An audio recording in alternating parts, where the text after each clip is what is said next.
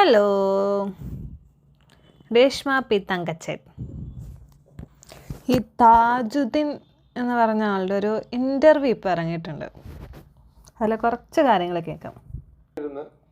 താജുദ്ദീൻ ആരാ, എൻ്റെ തന്തയോ എന്ന് ചോദിച്ചു. അപ്പോൾ അതിനുള്ള മറുപടി എന്ന് പറഞ്ഞാൽ, രേഷ്മ പി തങ്കച്ചൻ്റെ അച്ഛനാകാനുള്ള പ്രായമൊന്നും എനിക്കില്ല. 50 വയസ്സിന് താഴെയുള്ളപ്പോൾ രേഷ്മ പി തങ്കച്ചന് ഏതായാലും 20 വയസ്സോ 30 വയസ്സോ 35 വയസ്സോ അല്ലല്ലോ. അല്ലെങ്കിൽ രേഷ്മ പി തങ്കച്ചൻ്റെ ബർത്ത് സർട്ടിഫിക്കറ്റ് കാണിക്കട്ടെ. അടുത്തത് വയസ്സ് കാണിക്കണം. Reshma P Thankachan birth certificate. വെല്ലുവിളിയൊക്കെ നമ്മൾ സ്വീകരിക്കണ്ടേ? ആ വസ്തു തന്ന പിന്നെ നോബൽ ഫിലിപ്പിനെ ബിഷപ്പിനെ വിളിച്ചല്ലോ. അയാൾ ആരാ, എൻ്റെ തന്തയാണോ? അതെന്തൊരു മര്യാദയാണ് അങ്ങനെ ഒരാളുടെ തന്തയ്ക്ക് വിളിക്കുമെന്ന് പറഞ്ഞാൽ? മര്യാദ പോയിട്ട് ലേശം നാണോ മാനോ ഉളുപ്പ് ഈ 3 സാധനങ്ങൾ ഉണ്ടോയെന്ന് പോലും സംശയമാണ്. ഇന്ന് കുറേ കോപ്രായം കെട്ടി ഇറങ്ങിയിട്ടുണ്ടായിരുന്നു ഏതോ ഒരു ഫാഷൻ ഷോയിൽ. എൻ്റെ പൊന്നാ ദൈവമേ, ദിവസം കഴിയുന്നോറും തുണിയുടെ അളവ് കുറഞ്ഞുകൊണ്ടിരിക്കുക. എന്തൊക്കെ കാണിച്ചു കൂട്ടുന്നോ എന്തോ. രേഷ്മ പി തങ്കച്ചൻ ഈ തങ്കച്ചനെ തന്തയ്ക്ക് വിളിക്കുമെന്ന് തന്നെ സംശയമുണ്ട്. ഉറപ്പായിട്ട് വിളിക്കും. ചോദിക്കാനുണ്ടോ? അവസരം കിട്ടിയ എന്തായാലും വിളിക്കും. പിന്നെ രേഷ്മയ്ക്ക് ഒരു സംശയം ഉണ്ടായിരുന്നല്ലോ, സംശയമല്ല ഒരു പരാമർശം ഉണ്ടായിരുന്നല്ലോ, ഈ താജുദ്ദീൻ ജോലി വാങ്ങിച്ചത് തെറ്റായ രീതിയിലാണെന്നുള്ളത്.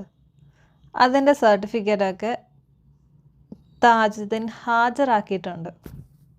അപ്പോൾ രേഷ്മയുടെ ഒരു കാര്യം ചോദിക്കട്ടെ, ബർത്ത് സർട്ടിഫിക്കറ്റ്, മാരേജ് സർട്ടിഫിക്കറ്റ്, അങ്ങനെ കുറേ സർട്ടിഫിക്കറ്റ് ഹാജരാക്കണം എന്ന് പറഞ്ഞാൽ ചെയ്യൂ അല്ല, ചോദിച്ചതാ. ഞാൻ ആദ്യമായിട്ട് കാണുന്നത് രേഷ്മ പി തങ്കച്ചൻ പറഞ്ഞു ലോക്ക്ഡൗൺ സമയത്താണെന്ന്. ലോക്ക്ഡൗൺ സമയത്ത് എനിക്ക് വാഹനം കൊണ്ട് പുറത്തു പോകാൻ പറ്റുമോ രേഷ്മ പി തങ്കച്ച? അതൊരു ചോദ്യമാണ്. ഈ ലോക്ക്ഡൗൺ സമയത്ത് പിന്നെ ഓട്ടോയിൽ സുധിച്ചേട്ടനും കൊച്ചിനെയും കൊണ്ട് പോയപ്പോഴാണ് ഈ താജുദ്ദീനെ കണ്ടത് എന്നൊരു ഇൻ്റർവ്യൂവിൽ പറഞ്ഞിട്ടുണ്ട്. അതിനുള്ള ഉത്തരവും ഇവിടെ ആയി.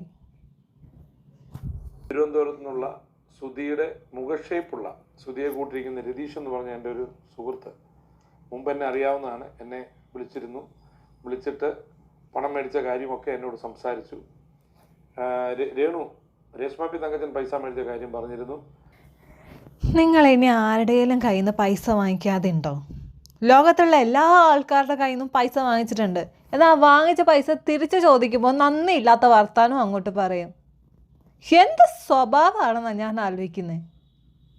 ഇനി ഇതൊക്കെ പറഞ്ഞ് സംസാരിക്കുമ്പം ഇതിനെ സപ്പോർട്ട് ചെയ്ത് കുറേ ആൾക്കാർ വരും. നിങ്ങളോടൊന്നും എനിക്കൊന്നും പറയാനില്ല, അതുകൊണ്ടാണ് പറഞ്ഞിട്ട് കാര്യമില്ല.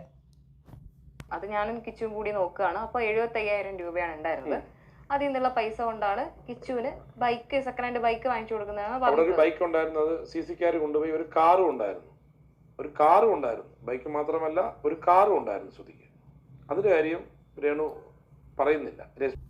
ആ കാർ എവിടെ പോയി രേഷ്മയെ? കാറിൻ്റെ കാര്യം നീ അങ്ങ് വിഴുങ്ങിയോ? അല്ല, അറിയാൻ പറ്റാഞ്ഞിട്ടേ. കയ്യിൽ ഒരു പൈസ ഇല്ല എന്ന് പറഞ്ഞിട്ട് കണ്ട ആൾക്കാരോട് മൊത്തം കടം വാങ്ങിച്ച് നടക്കുവാ രേണുവേ. സോറി രേഷ്മേ. അപ്പോൾ കാർ നീ അങ്ങ് വിറ്റോ? ശരി, എന്നാൽ ഞാൻ പോണു. ബായ്.